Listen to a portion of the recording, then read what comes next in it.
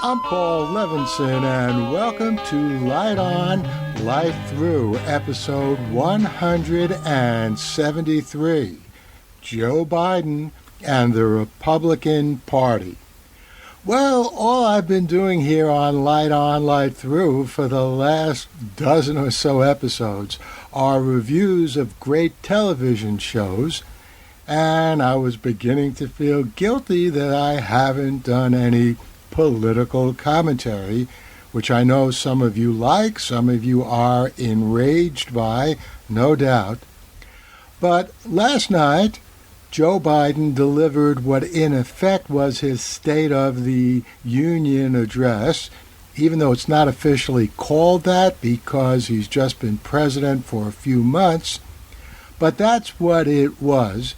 It was to a joint session of Congress. However, not as many senators and members of the House of Representatives were there because of COVID-19, and it's never a good idea indoors these days to have so many people crowded together, even if they are wearing masks and even if they have been vaccinated. By the way, as my wife and I and everyone in the Levinson family has been, and I strongly urge all of you listeners to get that vaccine inside you as soon as you possibly can. But I thought it would be a good idea to talk about that address, and in particular, what Joe Biden promised to do and how likely it would be that he would get much of that passed with a Congress in which the Republicans, although they are no longer in the majority, because of all kinds of arcane rules, for example, the filibuster in the Senate, even though the Democrats have a majority with 50 votes, that's 50 Democrats versus 50 Republicans, but the Vice President, Kamala Harris, is a Democrat. She could break any tie. But even with that, it's still very difficult to get much passed because you need 60 votes to break the filibuster. So I wanted to talk about all of that, and right around the time when I was thinking of doing a podcast about this, my friend Phil Merkel, a.k.a. Captain Phil, asked me if I would like to come on to a show that he is substituting on as disc jockey earlier today on WUSB Radio, that's Stony Brook, New York's radio station, or more accurately, Stony Brook University in Stony Brook, New York's radio station. And I, of course, said yes. So what you're going to hear in a few seconds is the hour-long conversation I had with Captain Phil about Joe Biden and the Republicans. And, of course, we also touched on all kinds of pressing issues, such as what can be done about this police rampage, in which it seems like just about every day or every other day they are killing an innocent African-American person, usually a young man, but now women as well. Something needs to be done about this. This is just murder with the murderer wearing a badge. And all too often, they get away with that. Notwithstanding the recent verdict, the very good, just verdict in the trial of former Officer Chauvin, who was found guilty of murdering George Floyd. So we talk about that and a little bit about COVID and all kinds of other things. And we're joined in this conversation by a friend of Captain Phil, MaryBeth Rikouski. And she has some sage things to say about these issues, too. So, without any further ado, here's the interview conducted just a few hours ago with Captain Phil and me and MaryBeth Rikouski. The Light on Light Through podcast.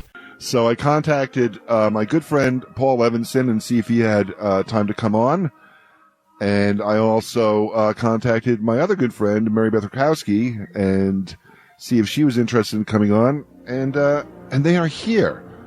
Paul, MaryBeth, welcome to the WUSB airwaves yet again. How are you doing? I'm doing great, and apropos 3 o'clock in the morning. I'm usually awake at 3 o'clock in the morning, but not because I just woke up. It's because I haven't gone to sleep. That's exactly what I do. That's really, really funny because I can actually see Bill McNulty start to send me directions for the show at around 3 a.m. and because he's just rolled out of bed, and I'm like, oh, I should go to sleep because I should at least have 5 hours before I have to engineer for him. Go ahead, MaryBeth. So you guys are night owls. Well, absolutely. I mean, I always tell my students, especially, in these lockdown times, doing everything remotely, that, I can answer your questions 2, 3, even 4 o'clock in the morning. But if you, send me an email at 9 o'clock in the morning, don't expect an answer until the early afternoon. So.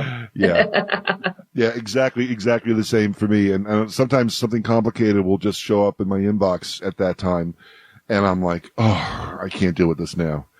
Hey, before we get completely going, I wanted to talk about Bill McNulty is a local hero. He is a local political activist. And I had him speak to you at one point on his show, Paul, a year or two ago before the pandemic hit. He not only is someone who talks the talk, he also walks the walk, and he's put himself on the line many times in terms of protesting and it's kind of like an interesting. I've actually had Bill tell his story on the air several times because it's a story I never get tired of, and it's inspiring to me that he is so passionate and involved, and yeah. So in that spirit, though, I did want to talk about Michael Collins, and I have a couple of little clips here of Michael that I'm going to play, and then we're going to talk about him. And the reason I sent you guys the clips is because you guys can't hear what I'm about to play over the air. So I'm just going to play these 3 brief clips here, and this is like the first 3 I sent you, MaryBeth and Paul, where Michael, this is the older Michael talking about his adventure on the moon. So we're going to hit that for about 45 seconds here, and then we'll talk a little bit about Michael. The thing I remember most is the view of planet Earth from a great distance. Tiny, very shiny, blue and white, bright, beautiful, serene, and fragile. The fact that I was behind the moon and out of communications, rather than that being a fear, that was a joy because I got mission control to shut up for a little while, every once in a while. It was a chapter in my life, the shiniest, best chapter in my life, but not the only one. I've seen it a million times, but all of a sudden I'll say to myself, oh my God, I've been there. I was up there, you see. Kind of takes me by surprise despite all these years. Whoops. Okay, so I actually hit that button 3 times. Yeah, so that was Michael Collins, and he the last thing he said was he's looking at the moon as a retired astronaut in his 80s or 90s, and saying, I can't believe it, I was there. And then he also answers the issue that he was the loneliest man alive at one point when he was behind the side of the moon and he was out of all communication, and everybody thinks he's completely separated from all humanity, but he was relieved because when you're on these missions, NASA would be talking to you nonstop the entire time. You'd never have a moment's peace, and for those times he was behind the moon, he was alone with his own thoughts, and he appreciated it. Let's start with Paul. Paul, your thoughts on the long life of the hero, the man who facilitated our landing on the moon, Michael Collins. Well, it's interesting because I've been thinking a lot about the moon lately and about the space program because of the superb series on Apple TV For All Mankind, which had just concluded its second season a couple of days ago. It's an alternate history in which the Soviet Union surprisingly gets to the moon a couple of weeks before we do, back in 1969. And that's where everything begins to change. And actually, it's a much more space-oriented reality because there's real competition between the U.S. and the Soviets. It's so much so that in the third season there'll be an actual human being walking on planet Mars in the mid-1990s. But, it made me think of someone like Collins. And, when I was a kid, or actually not a kid, just a young adult, back, 1969, I felt bad for Michael Collins because, it seemed to me, like in my selfish way, that, hey, he got all the way to the moon, but because of the strategy of the mission, he was not able to actually walk on the moon. And he would forever be, the third wheel, who was very, very close, but not actually there.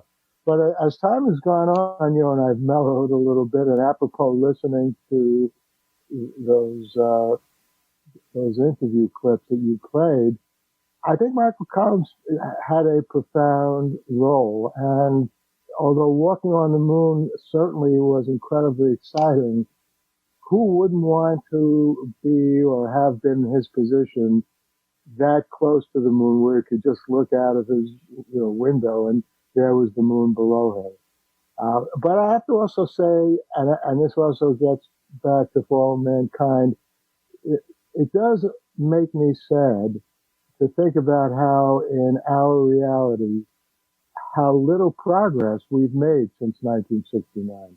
So in fact, other than the, Apollo missions, which very quickly ended, we haven't been to the moon, since then. And, we have obviously done accomplishments that are impressive with the space shuttle and, various other significant things.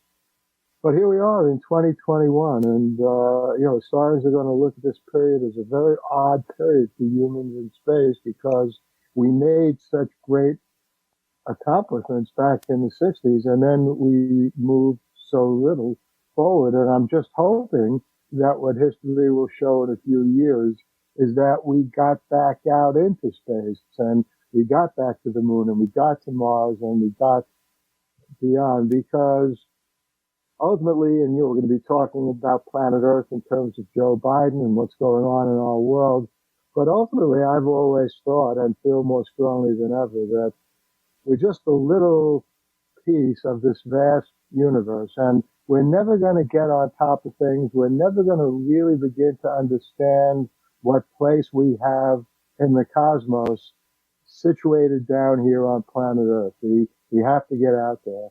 And Michael Collins represents the greatest effort that we as human beings made.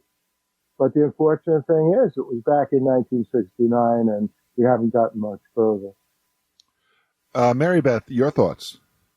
Yeah, that's actually a great observation on, can I say the stagnant? See, I don't want to say the stagnancy because I know right now, there's some really important work going on the International Space Station. And I know right now, maybe still, they had the most people they'd ever had up there.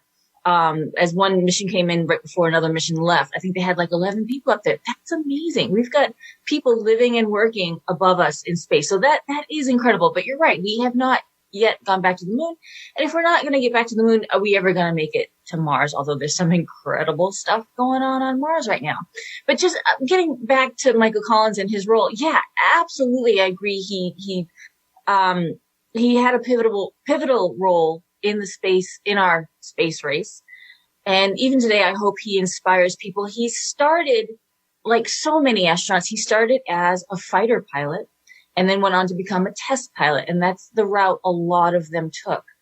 And that we will be talking about later on in the show today, we will be talking about another, heroic fighter pilot. So, yeah. Yeah, just looking at it from my perspective, I agree with both of you. I feel that it would be nice that we get back out there on the moon, but at the same time, I have to look at the reasons why we went to the moon. The reasons why we went to the moon was to beat the Soviet Union. Well, the Soviet Union doesn't exist anymore, but the moon is still there, and maybe we went for all the wrong reasons, but we learned all the right things, so we went up there, to beat another country, to be the first, but at the same time, all we could do when we were up there was turn around and look back at home and see that there were no lines drawn between the countries. It's just, and see how small and fragile it was. And you go back to Apollo 8, which was a terrifying mission because there was no second spacecraft, on Apollo 8. So if that service module engine didn't fire around the dark side of the moon, those astronauts would have been there. And that would have probably put a cap on the entire space program, for as far as we're concerned. So that sort of adventure and that sort of risk, is the stuff of, adolescent or pre-adolescent boy dreams.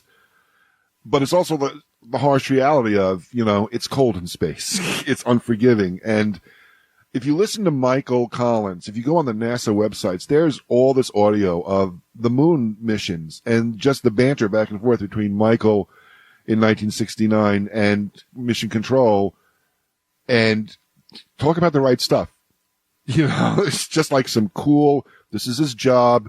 It's like, this is his thing. This is what he does. And Michael is an astronaut. He's flying them to the moon. He is the command module pilot. He's flying them to the moon. And the dude was just so cool and so calm. And I believe his heart and his soul was in the right place. I don't believe he ever appeared to resent not being picked to land on the moon. I think he embraced his role and took it as the opportunity that it was, that he was doing something that almost no one else had ever done.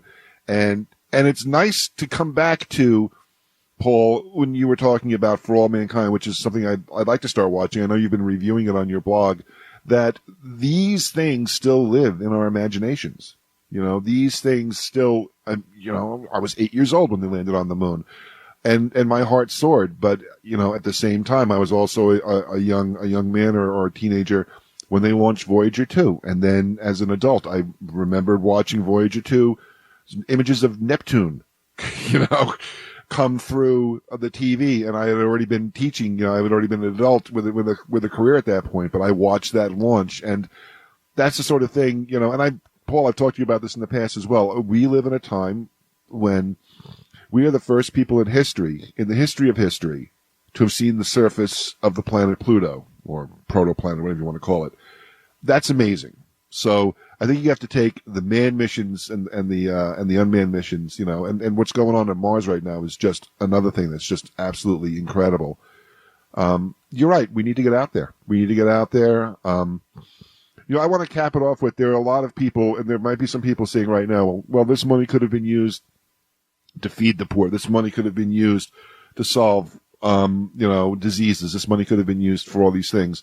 And I'm like, well, if you look at the actual numbers in the budget and look at the way we've allocated things since those moon landings, yeah, we could do all those things, and we chose not to.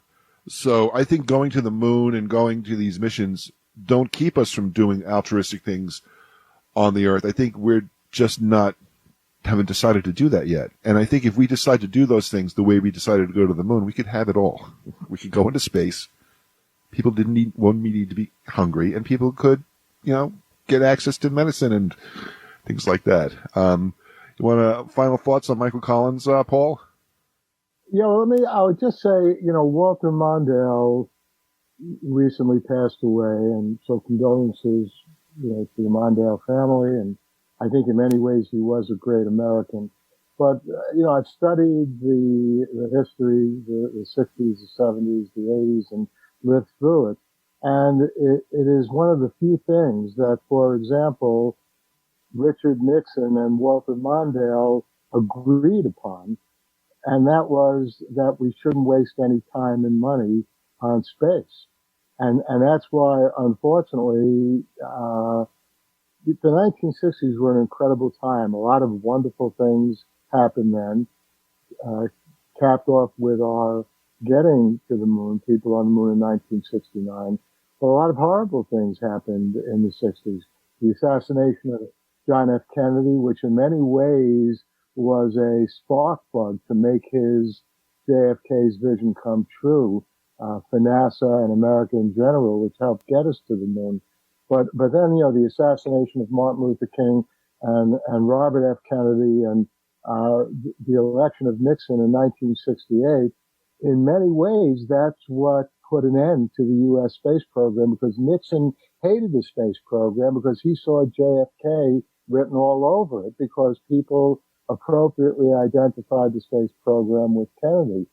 But ironically, there were many Democrats who, not that they were angry at Kennedy and didn't like the space program for that reason, but they were following the logic that you were just describing, that, hey, we should spend this money down here on Earth. There are urgent needs. There are poor people. There are people that need to be fed. All of those were extremely valid reasons.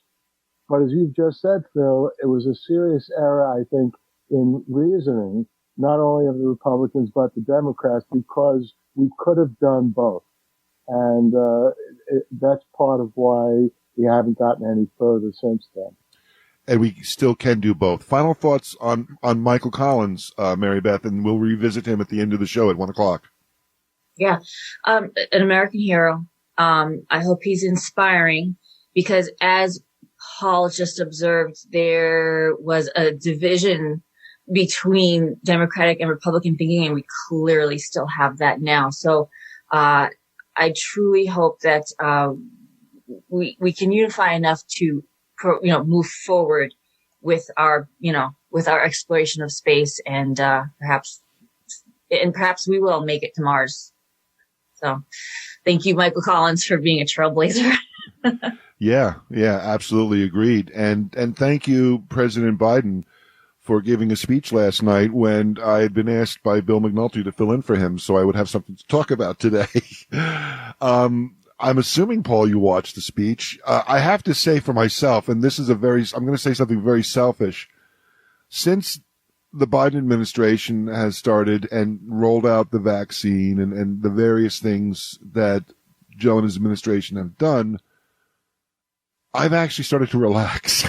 and I find myself not following the news like it's a life and death thing anymore, which I had been doing under the previous administration, and where my wife, the lovely Mrs. Captain Phil, and there would be Annette, would say the most heinous, horrible curse words, the worst sailor you ever see, when these things would roll down the pike. And I remember we spend a lot of time, and we're trapped in this house together. We're both retired. Okay. So it's, she has to be the happiest woman in upstate New York to be stuck in here with me. But at the same time, I remember emotionally it put us in such in a stressful position, and we weren't arguing with each other. We would just be reacting to the stressors. And under the current administration, under the Biden administration, we've tended to relax, and we're sleeping better, and we're not angry all the time, and we're not reacting.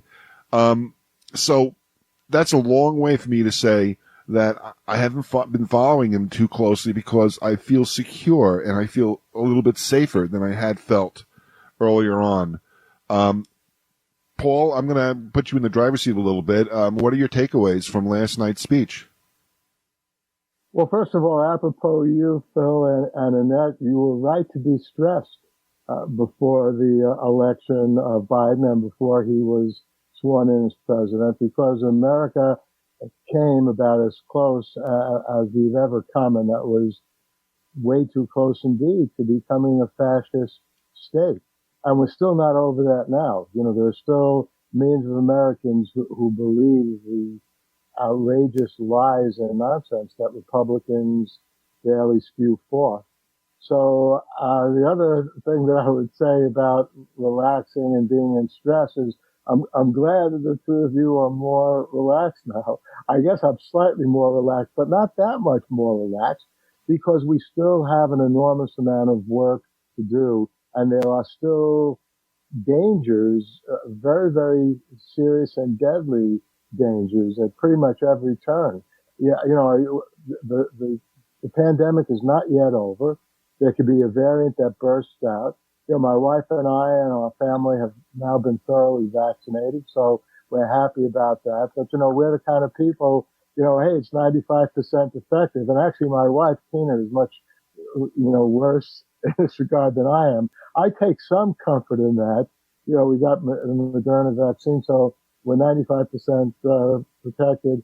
But Tina says, well, let's say we're in the 5% that's not. So, really, this is statistics. It is a sort of, like almost like a paradoxical kind of logic. I do believe we're in much better shape. But there's a dark cloud around every silver lining, is what you're saying. Yeah, that's right. And then, look, and Biden talked about this last night. This continuing massacre of African American men and sometimes women by cops. I've been upset about this for years. In part, and I don't know if we've ever discussed this on the air. I grew up in the Bronx, but I wasn't a tough kid. I was, where I am now. I did have, and still do, obviously have a big mouth on me. And I'll never forget. I was 12 years old. I was standing in front of a Carvel. You remember the Carvel, that ridiculous, atrocious, but still delicious ice cream. And it was like shortly before July 4th. I was standing there with my friends, and a cop car pulls up. And basically, the cop gets out and announces in a stentorian voice, all right, we're looking for firecrackers. I want you kids to empty your pockets, blah, blah, blah. And the cop comes over to me. You have any firecrackers? Please empty your pockets. And, my father was a lawyer, so I knew a little bit about the law. I said to the cop, oh, well, do you have a search warrant? And that got the cop in a rage. He pushed me up against the wall and searched me. He didn't hurt me. But as years went by, I came to realize it was a really good thing that I hadn't been a black kid, because I might not be here to talk about that. I was a white kid, so I got off lucky. I was manhandled and shoved up against the wall. But obviously much worse is happening almost on a daily basis.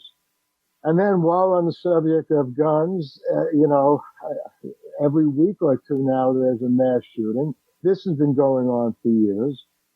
And so in addition to the usual problems that any new president would have, Biden really has a full plate of incredibly serious problems that he is beginning to address. And I thought the speech last night was an excellent speech. I think that Biden in the first 100 days is doing an heroic job. And yeah, he's not doing equally well in all aspects, but he's certainly talking the talk and trying to walk the walk. One of the problems that he faces, and I've been giving this a lot of thought, the question is, can we Democrats, who in my view are the only rational people involved in this discussion, can we work with Republicans? And I think the answer increasingly is no, and we should stop wasting time. The truth of the matter is, who are the rational Republicans? Liz Cheney, Mitt Romney, okay, at least they're not barking mad, but we disagree with just about every single thing they think about, as far as political policy is concerned. They think Biden's programs that he's proposing is going to cost too much money, et cetera, et cetera. And then you have these other Republicans who basically, they seem to have no problem with what happened on January 6th with the insurrectionists. And I don't see how we can cooperate with them or work with them. And it's now pretty obvious, and historians agree, that Obama squandered some precious time and capital trying to work with these people. Yes, I agree 1,000%. Yep. Yeah. So, but I thought the speech was inspiring last night. I do think there are similarities between FDR and Biden, because they both proposed enormously powerful revolutionary programs. and both were criticized. It was said they went too far. And, some of the issues are exactly the same. Like Roosevelt wanted to add justices to the Supreme Court. 9 is not a number that's mandated by the Constitution. Biden didn't talk about that last night, but that's something that's brewing there, because let's say some of this legislation is passed somehow. Let's say they do away with the filibuster. I don't see how that's going to happen either, but let's just say it happens. Well, that doesn't mean these programs will be enacted into laws that will have an impact, because these same Republicans will then challenge the laws. They'll go to the Supreme Court, and now we have a Supreme Court that's been packed with Republicans who shouldn't have been appointed there in the first place. We've had at least 2 seats stolen from us in one way or another. So this is, pretty serious. The situation, needs a lot of attention and hard work, and we're still in fairly dire straits. But at least this lunatic that we had to live with for 4 years, this proto-Hitler, is no longer in the White House. Wow.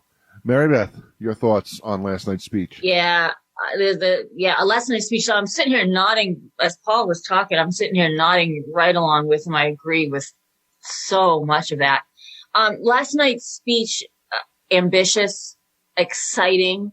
I'll be the first one to be like, okay, yeah, I don't think we're going to get all that done, or I have some concerns, but I love to hear, I want to hear, this is what I've been craving for like the past, I don't know how long. Someone was like, look, come on guys, we're going to do this. We're going to try this. We're going to try this.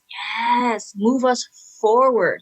But, just to what you guys were saying, first of all, yeah, me too. I relaxed a little bit, but, we really can't relax. The fight isn't over yet. There's still so much to do. And Paul, your story about being a little kid and the cop, how has it come to pass, you guys? And not just the cops, but the Republicans too. How has it come to pass that we have such a reactionary police force who kind of tend to go to the most extreme measures first, and we have Republicans who tend to just want to completely block anything we try to do? Like, how did we create these people who are so, what is the word I'm looking for, so concrete in their thinking that it's their way or no way at all? Like, how has that come to pass? Well, I think, just to jump in for a second, I think it's possibly always been like that. And the difference is now we all have a film studio in our phones. So I think we're just I think we're just being shown what's been there all the time.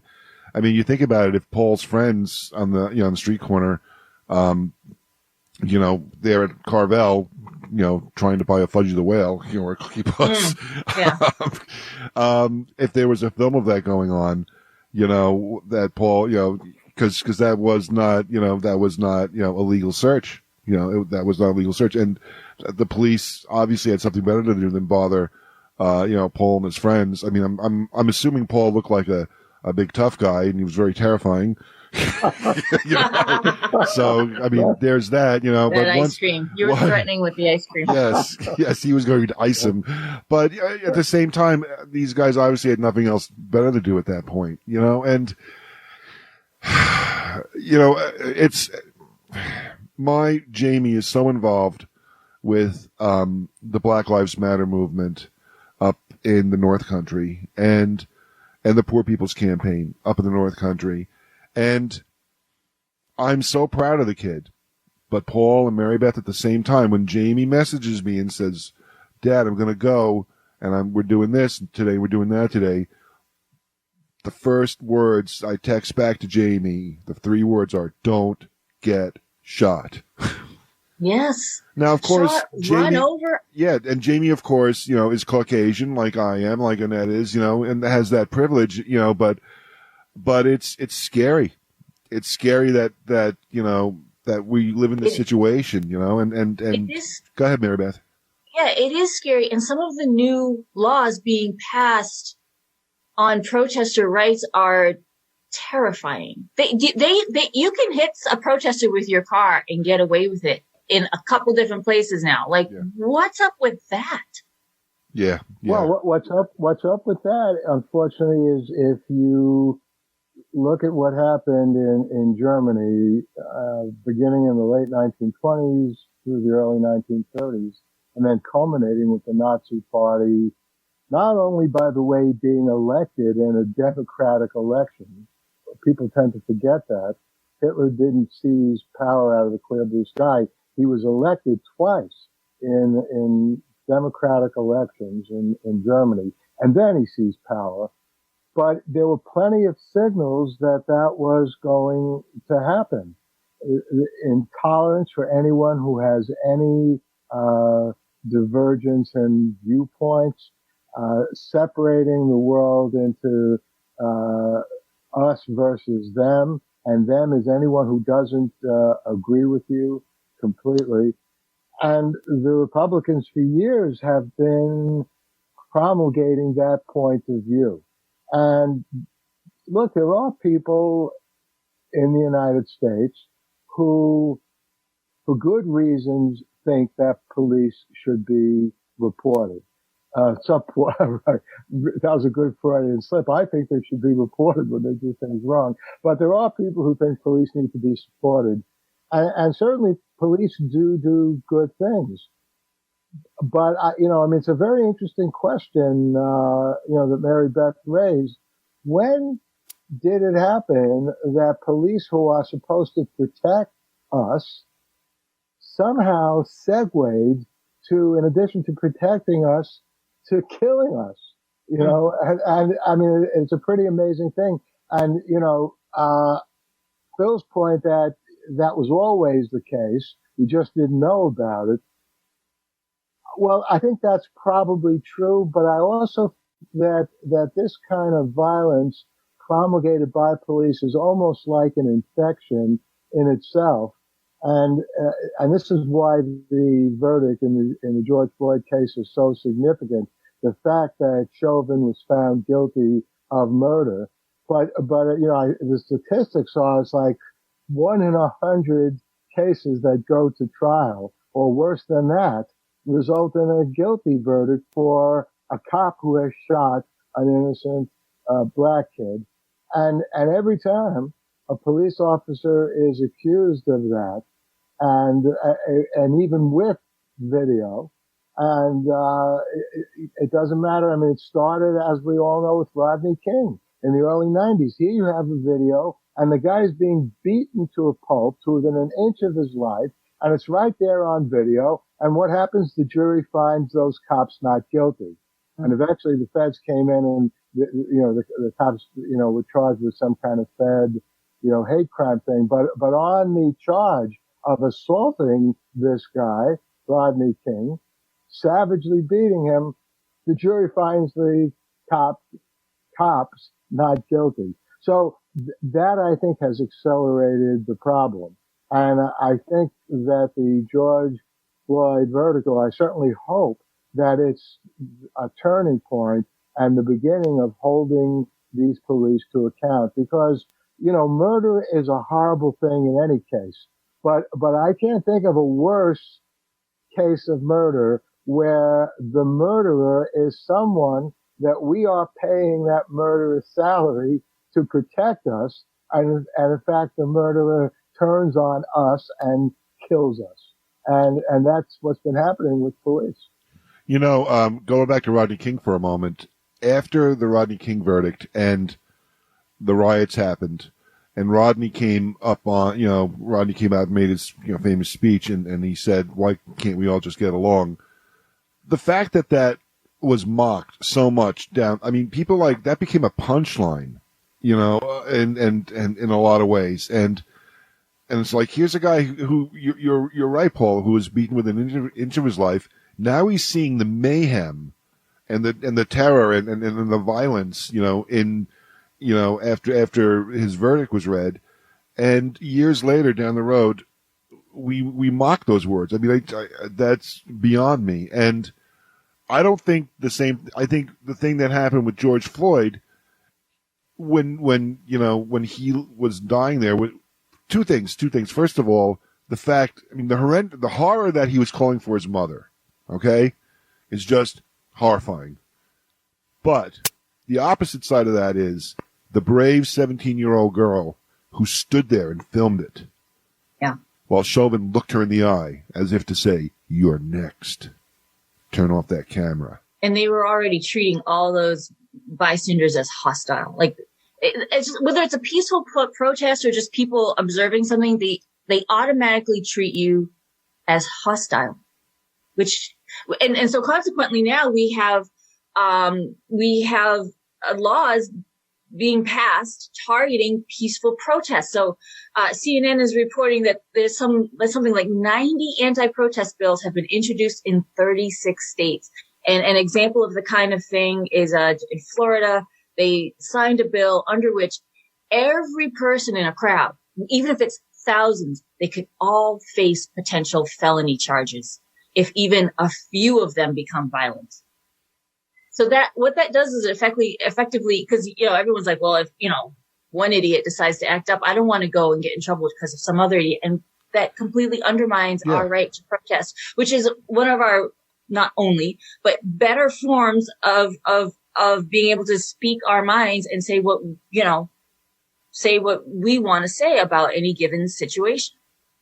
And as, if you want to participate, if it's in your heart to go down and participate, at the end of the day, I mean, I went to Occupy Wall Street, and I went to Occupy Wall Street basically as a tourist. I wanted to see it there. I actually spent more time at Occupy Boston, MaryBeth, up in your neck of the woods. I went down to that where they were camped out there.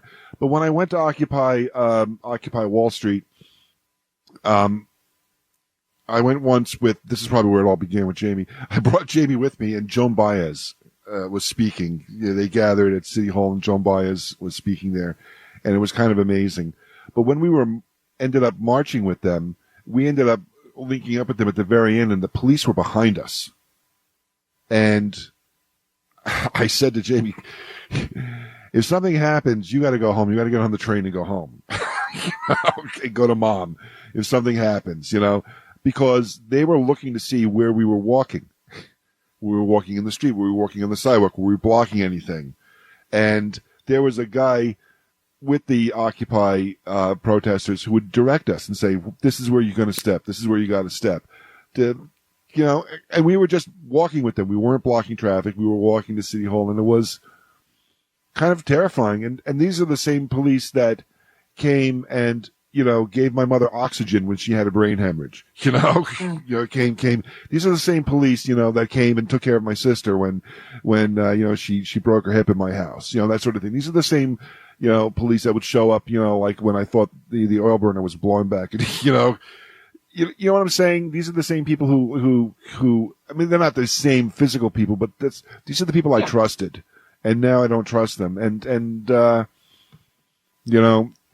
It's you can't have a police force that's judge, jury, and executioner. All right, so maybe something happened and it had to be dealt with. But you know what? I worked in special ed for 30 years, and I work with kids who potentially, could be violent or had to be like subdued in some way so they wouldn't hurt themselves or other kids. All right, nobody got killed. I've been threatened. I've heard threats, and these are the threats, of a disturbed 8-year-old. Okay, nobody got shot. Nobody, and the situation de-escalated, and it's a shame that when there is an issue, for the police, the answer always seems to be a gun, and I think they're out of their depth a little bit with some of these problems, and they need support. That's why when I hear defund the police, it means to me that says that the police, can't be social workers. The police, can't be therapists or counselors. The police can't be, professional, educators who are dealing with, disturbed, children, things like that. Police, need support in that way. And that's what I hear, when I hear that, not that police should be abolished. Yeah. Well, I think that's the nub of the problem. For whatever reason, we have become a society in which armed police with guns, are doing things that they shouldn't be doing.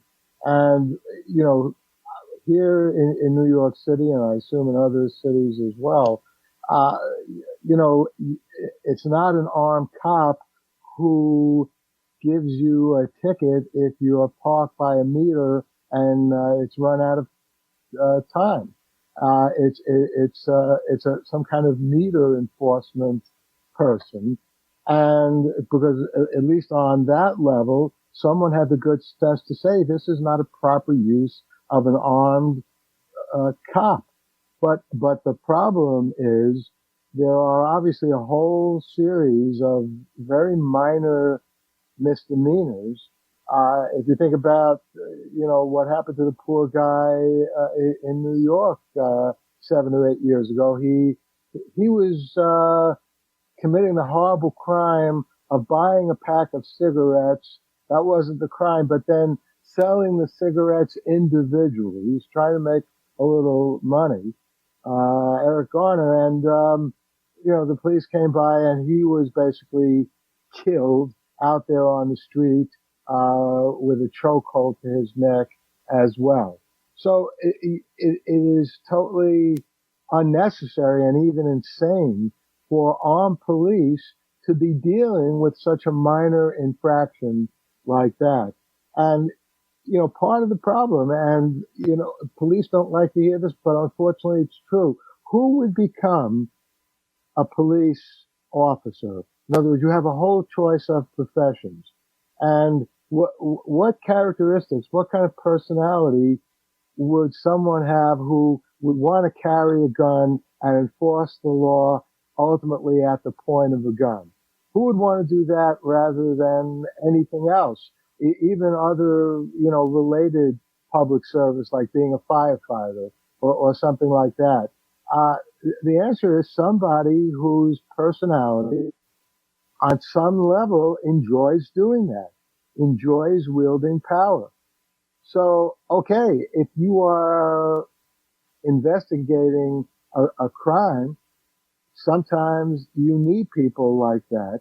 But the problem is people who enjoy force, that's why they became police in the first place, who in addition to that are armed with deadly weapons. And even if they're not using their weapons, they're also trained in how to use their body to kill people through chokeholds, for example. Those people have no business being brought in for minor infractions, which are not felonies and in most cases are very minor misdemeanors. And in some cases there's no misdemeanor or any infraction at all committed. It's just somebody refusing to obey, an order of a cop, and then they go crazy. I mean, look, some of these things, as we know, they're unbelievable. What happened,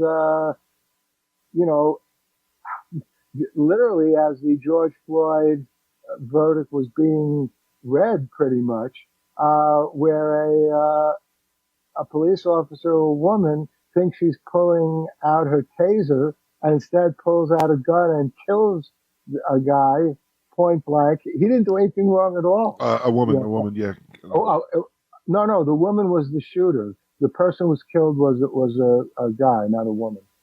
Okay. Yeah.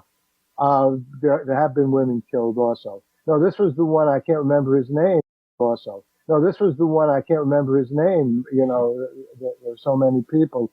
This was the one who was driving. He was pulled over for some reason, maybe because he had an expired registration sticker on his car. He had something hanging from the rear view. He had a pine tree air freshener or something hanging from the mirror. Yeah. Got pulled over for that. Exactly, and he's dead now. So there's just something. It's a very obvious statement. There's something profoundly wrong in the very nature of policing if something like that could happen. Maybe the answer is, you know what? Don't carry a gun. Maybe that's the answer. Maybe just let police and I know what people are going to say. Oh, yeah, well, what are you going to do, though, if they run up against a really violent person with a gun? a gun is going to win in a match between a gun and a taser. Well, maybe do what they do in England, where police don't carry guns on them. They at least have to go to the trunk of their car or the boot of their car, as it's called in England, to get their gun. And maybe that's why there are almost no cases of police killing innocent people, because the gun is not so, in their hand as it is here in the United States. But again, for progress to be made at this point on a federal level, we need Republican cooperation. And maybe they'll pass the George Floyd bill. Who is the Republican who gave that, the county address last night? Yeah, he's from the Carolinas. I forgot his name. Yes. I found that kind of a little off-putting myself, that it tended to be a little more religious than and substantive in terms of political or an opposing viewpoint. He was like quoting spiritual songs and stuff like that. And I'm like, okay. And one of the commentators I listened to on PBS afterwards said he's working on this bill. He could have spent his rebuttal talking about what he's actually done, and he chose not to do that. Yeah, that was, I believe, Tim Scott of South Carolina. Right. And he just called it a, government waste. He's like, it's a wish list of government waste. It just, but here's the thing is they take it a step further, and he's like, this president said he was going to bring us all together, but he's pushing an agenda that tears us apart. I have to argue that the polling shows most Americans do support these proposals and plans, and they want to see at least some measure of all of this enacted. So this isn't tearing us apart. Yeah, I don't know. I don't know why they have to be so extreme in their reactions. I'm going to jump in here and tell everybody that you are listening to Lunch on Thursdays without Bill McNulty. I'm filling in for Bill McNulty today. At 1 o'clock, we'll have Cut Supreme coming on with a training session. 3 o'clock, Scotty O and the Beatles Show. 5 o'clock, Democracy Now! 6 o'clock, Sounds of Film. And 8 o'clock, my good friend Chris Laporta coming on. So what I'm trying to tell you here is keep it tuned to WUSB all day. Captain Phil filling in for Bill. Bill is fine. He's with family. He's spending time with his family. I know it sounds so wrong when I say that, but he actually is. And on the phone with me is science fiction writer, Fordham professor Paul Levinson, and friend, and also MaryBeth Rikouski of Sci-Fi Distilled and Trek Condoroga. And also I have to put out there that the opinions expressed here are the opinions of the people that gave them, and not the opinions of WUSB management as a whole. So I know we're hitting a lot of hot button issues here. We're touching the third rail here and again, and as we are wont to do on WUSB. And I want to reiterate to you, the gentle listener, that these are our opinions. If you have a problem with that, write back to us. Let us know where you disagree. Let us know, but let us meet on the field of acceptance and thoughtfulness and patience, and see what we can learn from each other, and not impatience, anger, and aggravation. I think one of the things missing in the dialogue I'm thinking since Reagan even, is that it's a football game now. It's us versus them. We have the good guys and the bad guys. And I would hate for the liberal wing of the Democratic Party, of which I am so enjoy being a part of.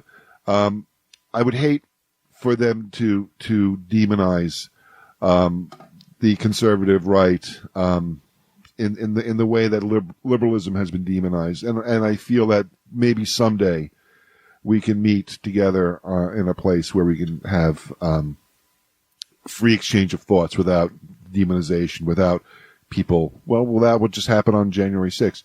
Paul, I understand you need to be done at noon. So what I want you to do, Paul, is before we go any further, I want you to give out all your URLs, all your, how can people contact you, your credits. And I also wanted to mention, Paul, that you, via the magic of recordings, are going to be on Destiny's The Voice of Science Fiction tomorrow at 11:30 for their 30th anniversary show, Paul. So congratulations. I believe there's going to be some music of yours and a reading as well. So that'll be coming up on their anniversary show. But tell people how to find you, Paul. Well, first of all, that's really good news. And, I'll certainly be listening to that tomorrow. Well, so let's see. You can find me on Twitter at Paul Lev, Paulllev. If you're interested in my books, just search for my name on Amazon, and you'll see my 40 some odd books, about half of which are science fiction, half of which are media theory. My critics often say that my science fiction is sometimes so serious it reads like media theory, and critics of my media theory often say that it reads like science fiction. I take both of those as compliments. So, and if you're interested in listening to my music, my 1972 album, Twice Upon a Rhyme, and then my follow-up album, which came out in 2020, Welcome Up.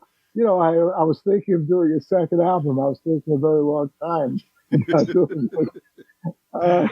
You can find that all over the place as well. You know, just search on my name on Spotify.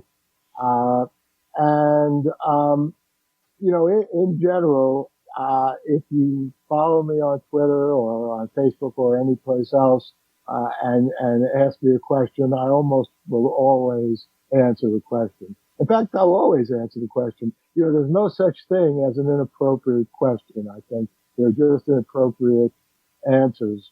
But let me also, in the few minutes I have left here, just get back a little briefly. You mentioned, like in somewhat halcyon tones, Phil, Ronald Reagan. Actually, I don't think there's been a halfway good Republican since Dwight Eisenhower. And he was no great shakes either, by the way. He did do some good things like the interstate highway system. He warned us about the military industrial complex. But, you know, in the current parlance, Ike was at best Ike. You know, he was okay. He wasn't great. He was no Roosevelt or Truman or JFK. So, the Republicans have been at this for a long time, and it's been a very long time since the Republican president was Abraham Lincoln or even Theodore Roosevelt, who was an excellent president in many ways. But he was President Theodore Roosevelt, like, you know, in the first decade of the 20th century. That is, you know, 1901 to 1908. That is a long, long time ago. And since then, the Republicans have been getting worse. And I don't know, as I said before, and, you know, I hate to leave this delightful conversation on a divisive note, but just to reiterate what I said before, I don't know if there is any getting along with these current Republicans. And, you know, maybe they can reform themselves. You know, maybe somehow people like Liz Cheney and in the House of Representatives and Mitt Romney in the Senate can somehow stage a coup in which like-minded Republicans get elected to office.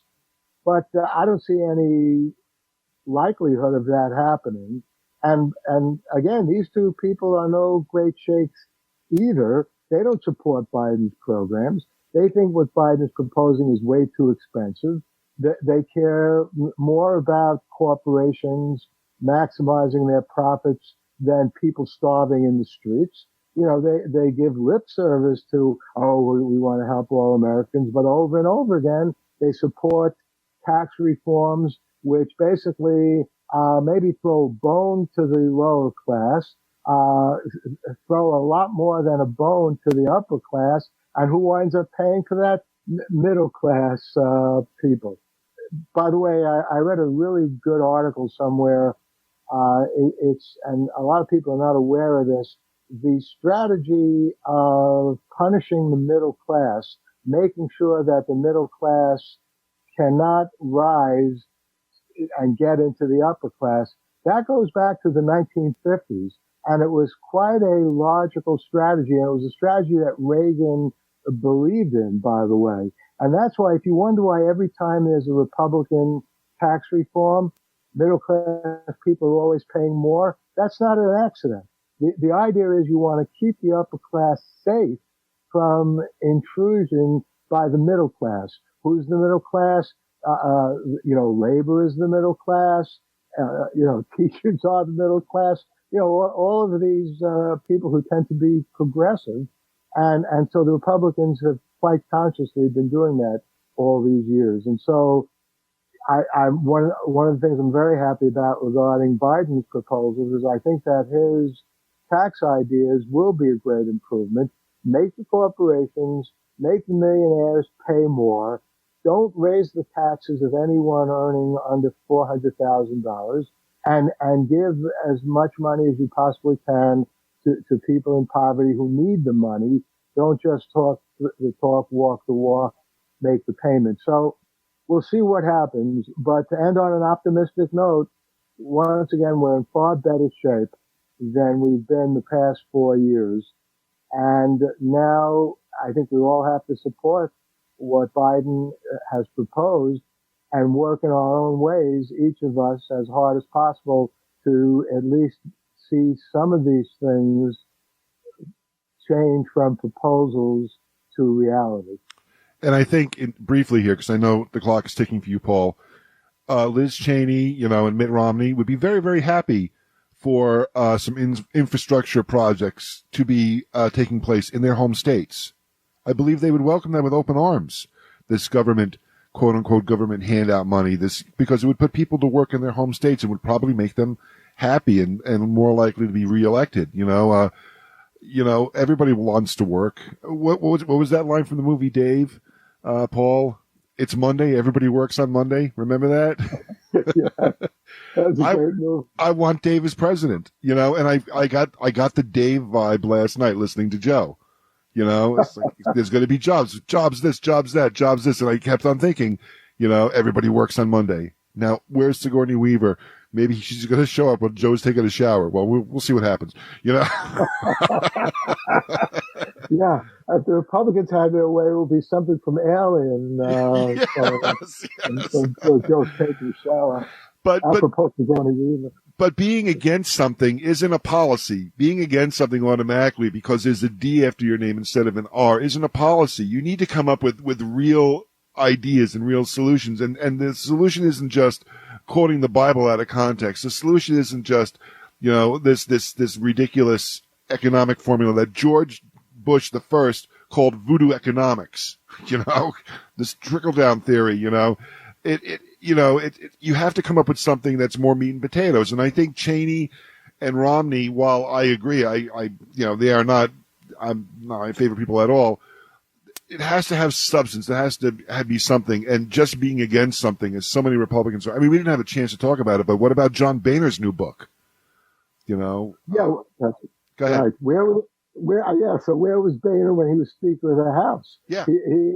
I'm glad he wrote a good book now, but. Yeah. All right, listen. The train has left the station. You got to go to work, Paul, right? Yeah. No, I have an appointment actually in the city, but yeah, it is a sort of work. It'll be fun. But I'll be thinking of you. As a matter of fact, as I drive in, I'll be leaving in a few minutes. I'll hear all the, I hope, nice things, maybe some nasty things you'll be saying about me as I drive in. That Paul Levinson was the most awesome guest I've ever. The great thing about Paul Levinson is the fact that I can contact him via Facebook Messenger at like 1 o'clock in the morning. And say, "Oh, I just scored a show. Do you want to come on?"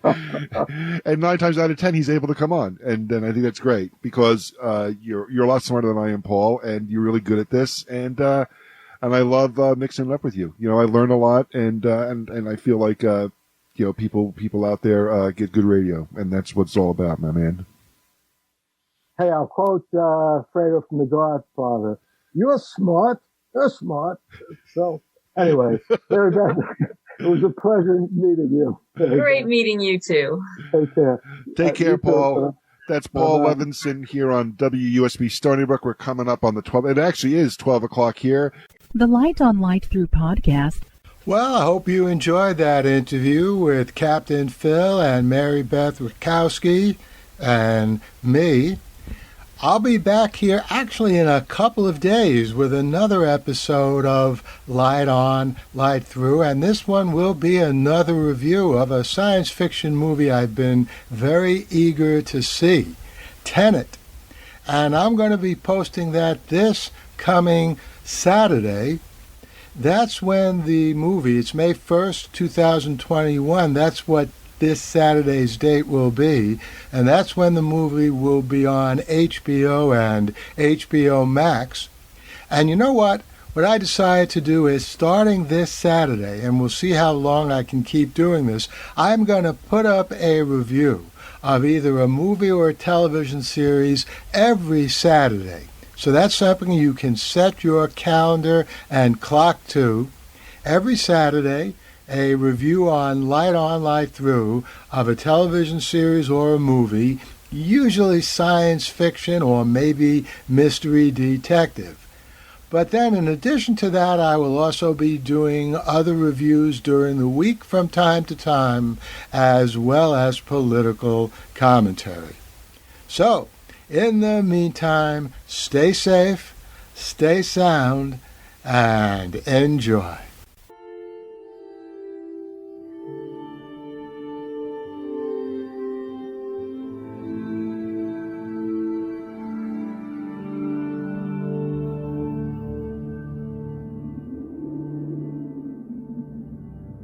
Athens, 2042 AD. She ripped the paper in half, then ripped the halves, then ripped what was left again into bits and pieces of history that could have been. Sierra Waters had read once that, years ago, it was thought that men made love for the thrill, while women made love for the sense of connection it gave them.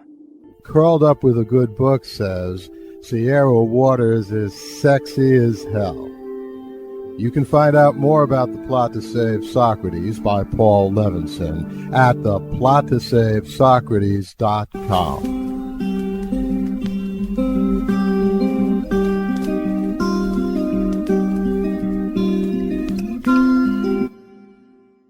Paul Levinson spills code about an ancient biotech war raging on in secret for centuries.